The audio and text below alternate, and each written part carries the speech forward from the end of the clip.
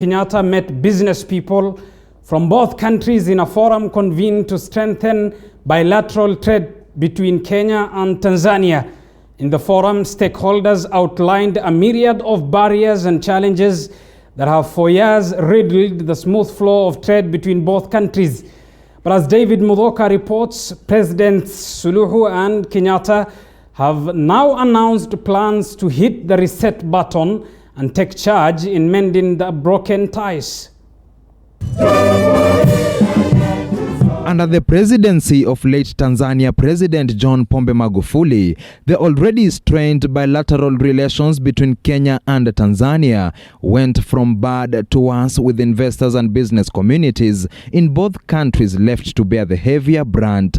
The perennial tiffs between the neighbors were Wednesday's subject of discussion at a joint business forum attended by business communities from Kenya and Tanzania, senior Tanzanian and Kenyan government officials, and which was presided over by President Samia Suluhu Hassan and Uhuru Kenyatta. Coming in the backdrop of vows by the two presidents just a day ago at State House to mend broken ties, the forum offered a much-needed platform for the business people to vent their challenges and barriers that have slowed down bilateral trade in the past half a decade.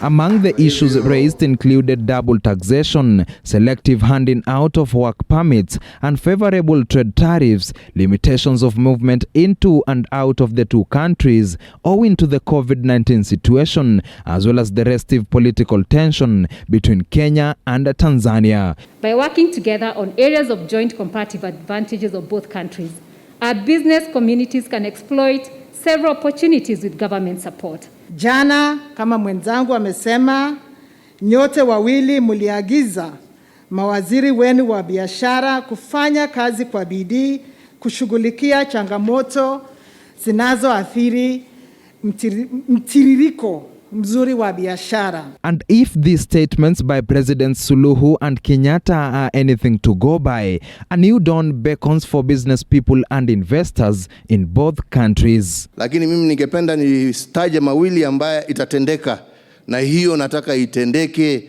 wiki hii na wiki ijayo. Ni mawaziri ambao wanahusika, muende mutatue ile jam ambaye iko kule Taveta Holili, ambaye iko pale Namanga. The changes in trade policies come at a time when both Kenya and Tanzania have rolled out joint infrastructure projects that will enhance relations between them.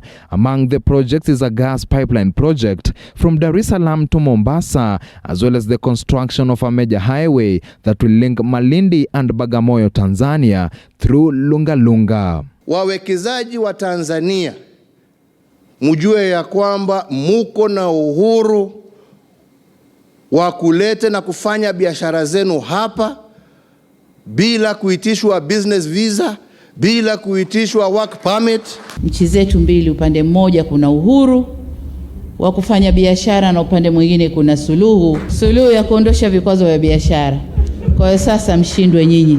Having jetted out Wednesday evening, President Suluhu leaves with a metaphorical grin on her face, having achieved a mission that seemed a mountain too steep to climb when her airplane touched down at the JKIA on Tuesday. David Mudhoka, TV 47.